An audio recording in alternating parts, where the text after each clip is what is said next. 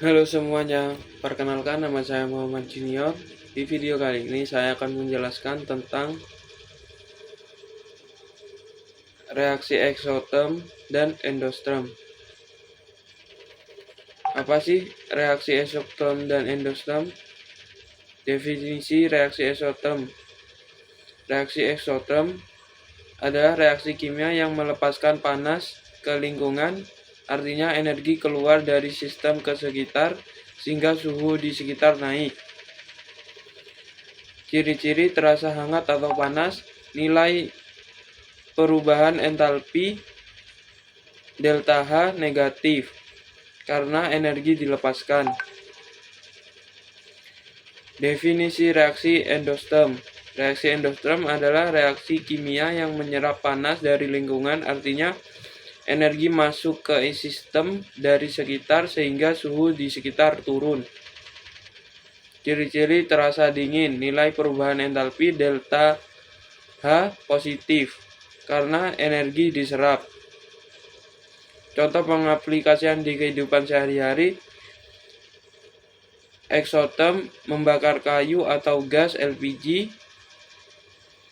menghasilkan panas untuk memasak atau menghangatkan ruangan. Endosterm, kantong pendingin instan. Zat di dalamnya menyerap panas dari sekitar membuatnya terasa dingin. Oke, lanjut. Sekarang kita menjelaskan tentang konsentrasi larutan.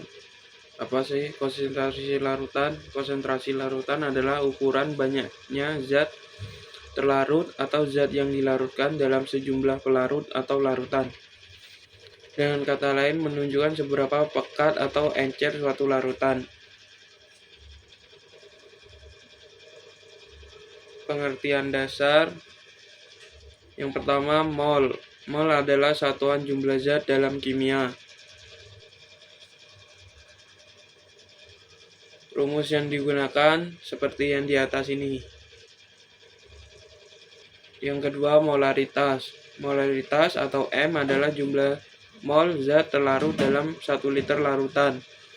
Rumus yang digunakan seperti yang di atas ini, di mana N jumlah mol zat dan V sama dengan volume larutan dalam liter. Yang ketiga, pengenceran larutan. Pengenceran adalah menurunkan konsentrasi larutan dengan menambahkan pelarut, biasanya air.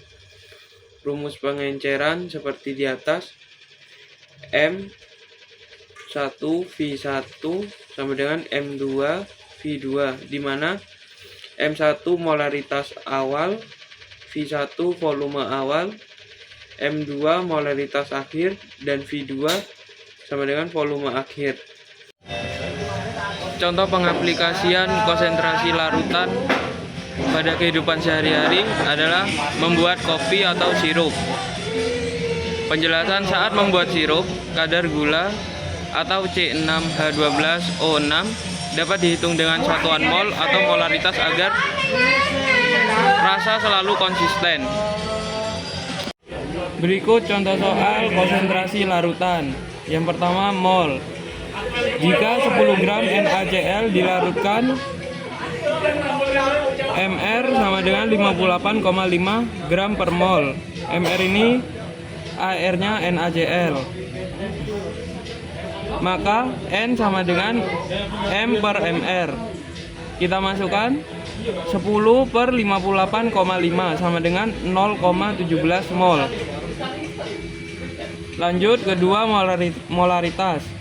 Jika 0,5 mol HCl jika dilarutkan dalam 1 liter air, maka rumus yang digunakan M sama dengan N per V.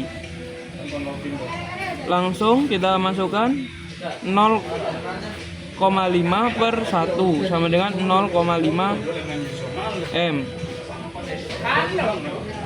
Lanjut, ketiga, larutan HCl 2M sebanyak 100 ml diencerkan hingga menjadi 0,5 M.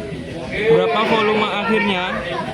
Rumus yang digunakan M1 V1 sama dengan M2 V2. Langsung M1 nya itu 2, V1 nya itu 100 sama dengan M2 0,5. Yang ditanya V2 nya. Jadi kita kalikan dulu, 2 kali 100 hasilnya 200, dan 0,5 turun. V2 ditanya, jadi V2 sama dengan 200 per 0,5, hasilnya 400. V volume. Sekian dari saya, terima kasih. Contoh soal reaksi eksoterm. Reaksi pembakaran gas metana CH4 berlangsung sebagai berikut.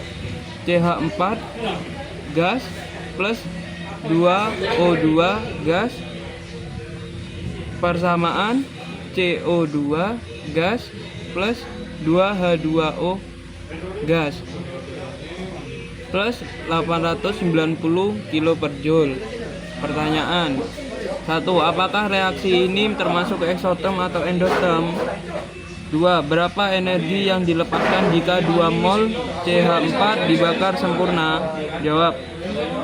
1. Karena reaksi melepaskan energi, berarti itu eksoterm. Karena melepaskan energi. Jika menyerap energi, itu endoterm. Maka jawaban dari sini adalah reaksinya eksoterm. 2. Jika 1 mol melepaskan 890 kJ, maka 2 mol kali 890 kilo per joule sama dengan 1780 kilo per joule. Jadi energi yang dilepaskan adalah 1780 kilo per joule. Sekian dari kami.